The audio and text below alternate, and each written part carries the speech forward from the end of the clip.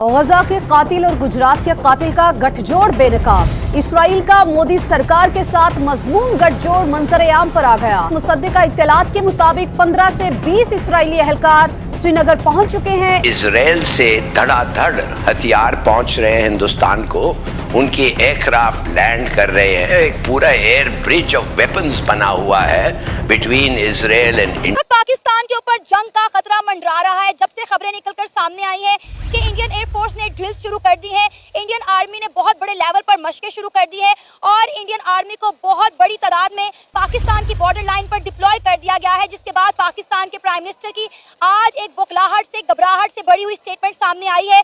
उन्होंने कहा है कि हम हर तरह से इंडिया के साथ कोऑपरेशन करने को तैयार हैं। जम्मू कश्मीर के अंदर जो भी दहशतगर्दी का वाकया पेश आया उसमें इंटरनेशनल इन्वेस्टिगेशन करवाई जाए, हम हर तरह से कोऑपरेट करने को तैयार हैं। पाकिस्तानी एम्बेसीज के बाहर स्ट्राइक करते हुए दिखाई दे रहे हैं और वो कह रही है कि पाकिस्तान अपने फ्यूचर के बारे में सोचे। और दूसरी जानिब पाकिस्तान के वजीर आजम, जो 25 करोड़ आवाम के वजीर आजम है, उन्होंने इंडिया को बहुत बड़ी ऑफर करा दिया। Pakistan is open to participate in any neutral, transparent and credible investigation. Pakistani वजीर आजम की ऑफर ये है कि पाकिस्तान इंडिया के साथ पार्टिसिपेट करने के लिए तैयार है। ये बहुत बड़ी खबर है, मैं बार बार रिपीट कर रही हूँ। पाकिस्तान ने ओपनली इंडिया को पॉजिटिव मैसेज भेजा है कि पाकिस्तान इंडिया के साथ पार्टिसिपेट करने के लिए तैयार है। जैसे इंडिया बोलेगा, पाकिस्तान एक सीरियस नेशन के तौर पर इंडिया के साथ इस पूरे मामले को देखेगी, जांच पड़ताल करेगी और आतंकियों को उनके अंजाम तक पहुंचाएगी।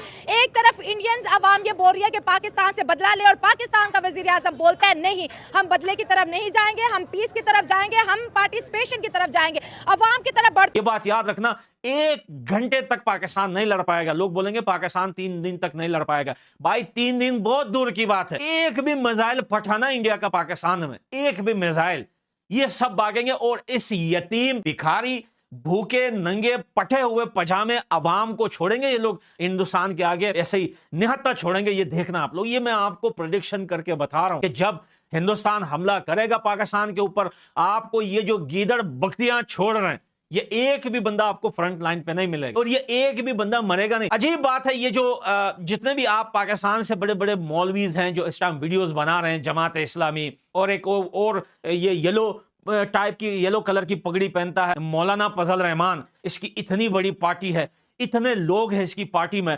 मैं बचपन से, मेरी उम्र 40-41 साल है इस टाइम, मैं पिछले यानी कि जब से मेरे को कुछ समझ में आया है, यानी कि आप समझ लें 30 साल से या 25 साल से मैं ये 10-10 साल ਅਸੀਂ ਕੱਲੇ ਕੱਲੇ ਬੜੇ ਆ। ਅੱਛਾ 10 ਸਾਲ ਆਪ ਅਕੇਲੇ ਬਣੇ। ਸਾਡੀ ਕਲਮੇ ਦੀ ਪਾਵਰ ਜਿਹੜੀ ਹੈ ਨਾ, ਇਹਨਾਂ ਦੇ ਬੁੱਤਾਂ ਨਾਲ ਕਿਤੇ ਢੇਰ ਅੱਗੇ ਹੈ। कलमे की पावर देखनी है, आप अपना पर्स यहाँ पे फेंक के देखते हैं, अगले दूसरा पर्स आपको नजर आता है थोड़ी देर तक। ये ले जंग करनी चाहिए हमें, क्यों जी हम मुसलमान हैं, इसलिए हमारे पर अब ज़्यादा फ़र्ज हो चुका है उम्मत मुसलमान पर।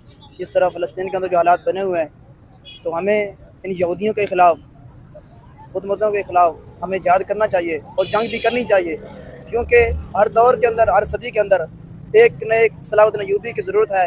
अब इस वक्त लाने जिहाद करे उम्मत मुसलमान, वो हमारा करें। हम हर लिहाज से अच्छे हैं, हर लिहाज से हमारे पास एटमी पावर है, लेकिन ये जंग का ड्रामा ही कर रहे हैं। कोई जंग की कोई तैयारी नहीं है, सिर्फ फलस्तीन की जी जंग है ना, पानी बंद कर रहे हैं, पानी बंद कर रहे हैं। पहले फलस्तीन की बात बाद में, पहले अपनी तो करें। बंद करना पानी तो हमारे हुजूर पाक के दौर में जिसने पानी बंद किया था उनके साथ जंग ही हुई है, तो हम भी जंग करेंगे। बिल्कुल सही, हम उनके साथ जंग करेंगे। हम तो फख्र से कहते हैं हम शहीद होना चाहते हैं। बिल्कुल सही। हम तो हैं कि एंटी शिप मिसाइल फायरिंग की है अरेबियन सी के अंदर, and remember Arabian sea is where it is Pakistan.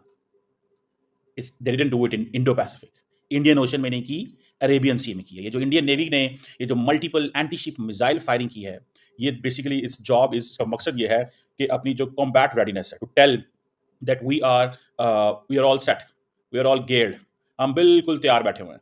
हमें अगर किसी ने जैसे कहते हैं ना कुछ करने की कोशिश की तो हम आपको पकड़ेंगे।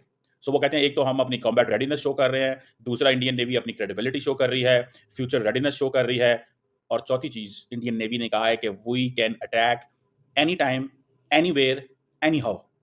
मीन्स एनी टाइम के मतलब हमें किसी वक्त भी हम अटैक कर सकते हैं, सुबह दोपहर शाम दिन रात, एनी वेदर, एनी सिचुएशन, और कहीं पे भी हमला करना हो। इट मीन्स कि वो पाकिस्तान को सीधा सीधा वार्न कर रहे हैं कि हमें कहीं पे भी अगर हमला करना हो तो हम ये कर सकते हैं, और एनी हाउ मतलब जो मर्जी हो जाए।